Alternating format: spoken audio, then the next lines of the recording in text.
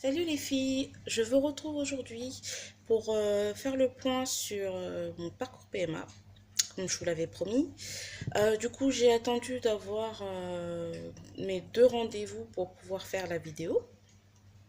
Donc voilà. Il s'est passé plein de choses du coup depuis. Donc j'en étais restée que j'avais commencé les injections donc le 4 janvier au soir. L'injection gonale. Donc moi c'est 400 par jour. Du coup, parce que, comme je vous l'avais dit, j'ai une insuffisance ovarienne, j'ai 5 follicules en comptant les deux ovaires, et du coup, il me fallait beaucoup plus de produits pour pouvoir stimuler. Voilà. J'ai commencé des injections le 4. Le 4 au soir, j'ai dû aller au cabinet des infirmières pour ma première injection et donc m'organiser pour le week-end. Voilà. Après ça, donc elle m'a fait ma première piqûre. Franchement, j'ai rien senti. Enfin, vraiment, juste on sent bon, que l'aiguille rentre, mais après, une fois elle est dans la peau, tout va bien. Donc ça, c'est super cool. Et du coup, le lendemain, j'ai une dame qui est venue donc me faire l'injection à domicile. Du coup, je lui ai demandé de me montrer comment on faisait l'auto-injection. En fait, il faut savoir qu'elle est arrivée avec 1 heure de retard. Donc, puis je sais que normalement, il faut le faire à peu près à heure fixe. Donc, bon, 1 heure de retard, c'est un peu trop pour moi, quoi. J'aime bien être en avance, moi. Quand même, j'ai un rendez-vous ou quoi, et j'aime pas être en retard. Donc, voilà, j'aime pas quand les gens sont en retard, tout simplement. Après, ça, c'est mon problème. Du coup, donc elle est venue, elle m'a montré comment faire l'injection. D'ailleurs, j'ai fait une vidéo pour vous montrer comment on faisait l'auto-injection.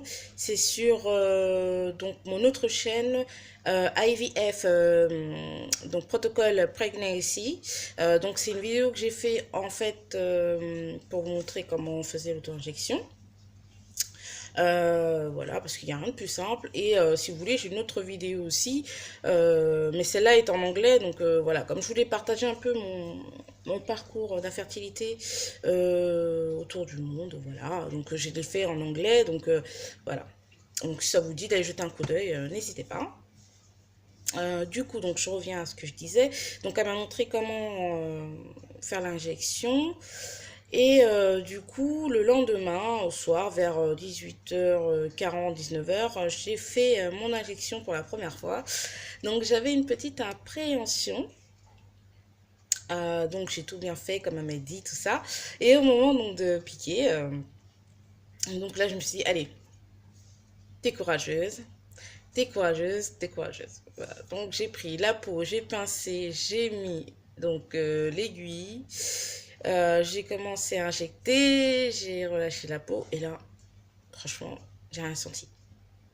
J'ai rien senti. Donc franchement, j'ai été vraiment happy, mais very very happy. Et du coup, donc le surlendemain, pareil, voilà, j'ai fait mes injections jusqu'au lundi soir. Alors, moi, je vous conseille donc d'alterner en fait les côtés. Moi, je fais un coup à gauche, à droite, voilà. Je pense que ça peut être mieux pour le protocole. Après, j'en sais rien. Enfin, moi, je me suis dit que j'allais faire comme ça, donc voilà. Et c'est aussi, je pense, pour éviter les bleus, tout ça. Donc voilà. Euh, Aujourd'hui, nous sommes le 9 janvier 2017. Donc, j'avais donc rendez-vous ce matin pour faire une prise de sang et une écho. Et donc, pour contrôler en fait la croissance des follicules avec l'injection gonale. Du coup, je vais vous montrer un petit peu, je sais pas si vous allez voir. Donc en fait, je suis arrivée, alors toujours pareil, dans le même cabinet. Ça, c'est vraiment un truc, franchement, j'apprécie pas trop, mais bon, après, voilà, j'ai pas envie de faire des histoires. Ce qui est un peu chiant, c'est que moi, effectivement, comme vous le savez depuis la première vidéo, je suis en obésité. Voilà, et en fait, donc je vous avais un peu expliqué mon parcours, que j'avais une première grossesse, tout ça. Et du coup, j'avais perdu mon bébé. Voilà. Donc en fait, pendant ma grossesse, j'avais perdu 20 kilos. J'étais redescendue à 80, 89. Et du coup, voilà, c'était top, tout ça. Mais après, en fait, j'ai fait une dépression qui a fait que j'ai... En fait, j'ai repris des kilos, mais je faisais pas spécialement attention. J'étais tellement omnibulée par la perte de mon bébé que voilà. Donc, je pense que certains d'entre vous vont comprendre. Après, voilà, donc la première fois que j'ai fait donc mon écho pour débuter le gonal, cette échographe, en fait, m'avait dit ça fait longtemps que vous êtes obèse, enfin, vous faites ce poids-là, voilà. Vous faites ce poids-là. Elle n'a pas dit obèse. Mais ça veut dire la même chose, en gros. Et du coup, donc, je lui ai expliqué pour la première fois ce qui m'était arrivé, tout ça, machin. Donc, elle avait été compréhensive. Et donc, elle n'avait pas insisté sur ma perte, sur mon poids. Donc là, aujourd'hui, nous sommes le 9 janvier. Du coup, j'avais rendez-vous à 9h45 pour faire donc mon écho avec la même personne, du coup, qui me suit. Et du coup, donc là, enfin, c'est comme si elle se souvenait plus m'avoir vu, mais enfin, bon, il n'y a pas 50 personnes. Et d'un coup d'un seul, elle me dit vous avez changé de coiffure, tout ça. J'ai dit bah oui. Elle dit ah, mais je me disais, sur le moment, je ne l'ai pas trop reconnu, tout ça. Et donc, du coup, donc, je viens, je me pose sur la table. Et, euh, et du coup, là, donc, elle me fait l'échographie. Et elle me dit ah, j'arrive pas à voir les ovaires. Voilà. En fait, l'excuse, c'est que parce que je suis ronde, on n'arrive pas à voir les ovaires. Bon, bref, si elle veut. Voilà. Et du coup, en fait, c'est un peu chiant parce qu'en fait, on vous reparle toujours de votre poids. Je trouve que c'est un peu inapproprié parce que déjà, vous êtes dans un parcours qui est long, fastidieux. Vous devez prendre des traitements qui sont assez lourds. Alors, ok, c'est pour vous. Mais à un moment donné, voilà, ils sont quand même là pour aider les gens dans leur parcours et ne pas faire des réflexions désobligeantes, quoi. Enfin, voilà, moi, franchement, et donc du coup, donc elle me fait l'échographie, tout ça, puis elle insiste sur le fait, ah bah j'arrive pas à voir les ovaires, j'arrive pas à voir les ovaires. Donc elle passe par le haut. Et donc là, pareil, en fait, elle arrive toujours pas à voir les ovaires. Elle me demande de prendre mon ventre et de le remonter en haut, ce que j'ai fait. Et là, je lui dis, bon, bah, on fait comment? Parce que, enfin, voilà, quoi, je suis censée continuer le traitement. Si on voit pas les follicules, c'est un peu compliqué de savoir combien de temps je vais devoir continuer, quoi. Enfin, voilà. Et du coup, elle recommence donc par le bas. Elle reprend sa sonde pour la mettre donc dans le vagin. Et du coup, là, par miracle, elle arrive à avoir des follicules. Donc, à mon avis, je pense que tu sais pas trop t'y prendre concrètement pour faire une écho, même si t'as peut-être l'habitude. Mais bon, enfin voilà, je suis désolée. Si la première fois t'arrives pas à le voir, que la deuxième fois tu vois, c'est qu'il y a vraiment un souci, quoi. C'est soit la mal orientée, enfin bon, je sais pas comment elle a fait son truc. Et donc là, du coup, je vais vous montrer.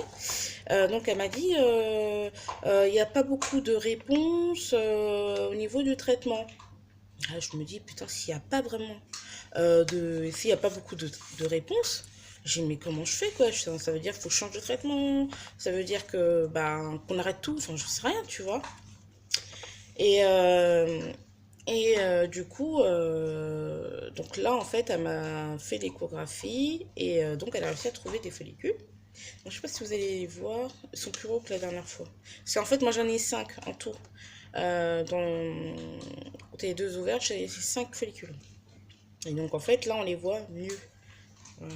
Je sais pas si vous allez. Voilà, moi aussi je peux voir. Là en fait, il y en a 3 je crois. Et là il y en a 2. Enfin, moi j'ai l'impression d'en voir plus. Alors ce qui est bizarre, c'est que euh, ce qui est bizarre, c'est que j'ai l'impression que j'en ai plus que 5, quoi, de ce qu'on m'avait dit au départ. Alors, je sais pas, c'est peut-être... c'est quand même étrange. Voilà, puis là, il y a mon endomètre, ici. Voilà, qui est épais, qui fait... euh, ah, il fait moins que l'autre fois. 8,44. L'autre fois, il faisait 9 et quelques. Voilà, et du coup, excusez-moi, parce que je réfléchis en même temps. Donc là, c'est l'écho que je vous ai montré. Et donc elle m'a dit, vous pouvez vous rhabiller, tout ça. Donc elle note les trucs sur son ordinateur. Elle me dit, donc là, vous allez continuer Gonal pendant 3 jours, plus en même temps, vous prenez Sertrotide. Voilà. Et concrètement, j'ai dû donc me rhabiller. Et là, elle me dit, comme ça, vous avez toujours fait ce poids-là avant et tout. Alors, je recommence. Concrètement, étant plus jeune, j'étais en surpoids, mais c'était pas une obésité. Après, j'ai pris du poids, j'ai perdu. Et ensuite, donc voilà, je vous ai dit la première fois ce qui m'est arrivé. Donc voilà, point barre. J'essaye quand même de perdre du poids, je dis pas. Mais ça se fait pas comme ça du jour au lendemain, quoi. Enfin, voilà, si je m'écoute, j'ai 40 kilos à perdre, donc ça va pas être fait en 2 semaines, hein. Bref. Donc, elle me dit donc c'est 400 de gonal plus le Sertrotide en même temps. Donc, fallait que je voie avec une infirmière pour qu'elle passe ce soir. Donc, du coup, je pense qu'elle fera les 2 injections, donc le gonal et le Sertrotide. Et, euh, et du coup, voilà. Elle m'a dit, donc, prochain contrôle, donc, prise de sang puis écho, vendredi matin, donc vendredi 12. euh, donc, pour refaire le point et savoir si on peut fonctionner ou pas. Alors, moi, là, sur l'échographie, je vois que j'ai un follicule de 13, un de 10, un de 8. Donc, ça, c'est à gauche. Et à droite, j'en ai un de 10 et un de 8. Voilà. Euh, je pense que ça devrait être bon. À mon avis, j'en aurais pas. J'en aurais peut-être 3, quoi. Enfin, j'en aurais peut-être 3, ouais. Ouais, je sais pas trop. De toute façon, concrètement, elle savait que j'avais une insuffisance ovarienne, donc fallait pas qu'elle soit surprise non plus. Alors, du coup, je suis allée chercher donc mon ordonnance que j'avais eue par mon gynéco. Euh, du coup, le Sertrotide, alors c'était marqué une ampoule cutanée à faire de J6 de stimulation et jusqu'au jour du déclenchement environ 6 jours. Donc, écoutez, ça fait. Du coup, ça fera pas 6 jours parce que si vendredi. Donc aujourd'hui, ça fait 6 jours stimulation. Et ensuite, déclenchement environ 6 jours. Ouais, si, c'est ça. Ça fera bien 6 jours. Après, je vais passer à l'eau vitrelle pour justement déclencher. Je crois que ça déclenche l'ovulation. Je sais plus trop. Ouais, je crois que c'est ça, en fait, le vitrel. Le Sertrotide, il bloque. Et le vitrel, il déclenche l'ovulation. Disons, ovulation. Hein. Voilà. Et c'est tout. Là, j'attends mes résultats de prise de sang. Et je vais attendre aussi l'appel de l'infirmière de PMA. Alors, Sertrotide, c'est comme ça. C'est la boîte. C'est dehors, comme ça. À l'intérieur,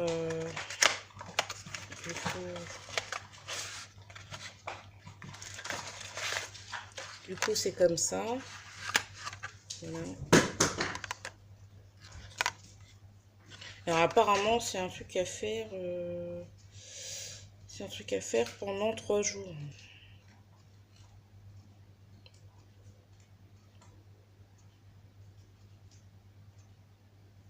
Ouais. Bon, de toute façon, l'infirmière vient ce soir. Je vais pas me prendre la tête, hein. J'espère que ça va pas faire trop mal parce que je vois qu'il y a 2 aiguilles. Alors. Donc voilà. Qu'est-ce que je voulais vous dire d'autre? Si vous avez des questions, laissez vos commentaires. Et du coup, écoutez, on se retrouve prochainement. Donc là, je vais refaire une vidéo, je pense ce week-end, pour refaire le point avec vous, savoir où j'en suis et vous dire quand est-ce qu'on prévoit la ponction. Voilà, je pense que ça devrait être dans pas longtemps. Dans l'idéal, ça serait bien que ça tombe un jeudi parce que mon conjoint est de repos le jeudi. Donc ça lui éviterait de prendre un jour d'absence, tout ça, alors qu'il vient de commencer le travail. Donc voilà, j'espère vraiment que Dieu sera avec nous, entre guillemets. Et voilà, que tout se passera bien et qu'on pourra avoir quand même des follicules matures, tout ça. Donc voilà, je croise les doigts. Bah écoutez les filles, je vous laisse. J'espère que cette vidéo vous aura plu. Si c'est le cas, mettez un like, abonnez-vous. Et on se retrouve donc à la fin de la semaine pour une nouvelle vidéo. Bye bye.